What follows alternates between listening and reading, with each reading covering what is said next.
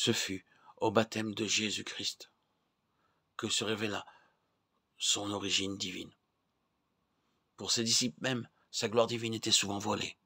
Et quand c'est dans notre être pécheur que descend cette vie de Dieu, quelle foi ne faut-il pas pour croire à sa présence? Que ce soit donc une humble et sainte foi qui accueille l'Esprit en nous. Ne nous contentons pas de savoir qu'il est en nous. Ceci nous mènerait pas loin. Prenons l'habitude, dans tout exercice religieux, de nous prosterner en silence devant Dieu, de reconnaître à l'Esprit sa place qui lui appartient, et de réprimer la volonté de la chair, toujours prompte à s'immiscer dans les choses de Dieu. Attendons-nous à l'Esprit avec recueillement, entrons dans le temple intérieur de notre cœur. Voyons que tout y soit soumis à l'Esprit et demandons au Père son action puissante. Quelque peu sensible que nous paraisse d'abord sa présence, continuons à croire qu'il est là.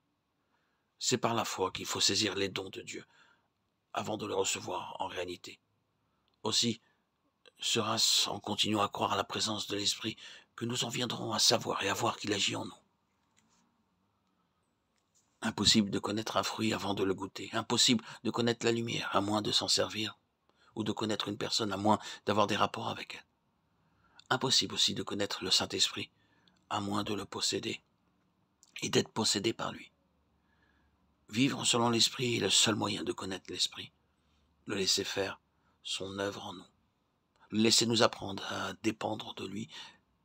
Telle est la voie que nous indique le Maître quand il nous dit « Vous le connaissez parce qu'il sera en vous ». Croyant. En comparaison de l'excellence de la connaissance de Jésus-Christ, Paul regardait toute chose comme une perte. Philippiens 3:8. Ne ferons-nous pas comme lui? N'abandonnons-nous pas tout pour connaître par l'Esprit le Christ glorifié? Oh, pensez-y sérieusement. Le Père a envoyé un esprit pour nous faire participer à la gloire du Christ glorifié. Ne renoncerons-nous pas à nous-mêmes pour le recevoir en nous, pour qu'il nous possède tout entier, pour apprendre à connaître celui qu'il nous faut seul connaître, le Fils et le Père? À l'instant même, abandonnons-nous entièrement à la direction de l'Esprit que le Fils nous a donné après l'avoir reçu du Père. Notre Père, toi qui nous as envoyés par Christ ton Saint-Esprit, daigne agréer par ma prière, daigne me faire connaître l'Esprit en m'accordant sa présence. Donne-moi accès au Saint-Esprit, Seigneur.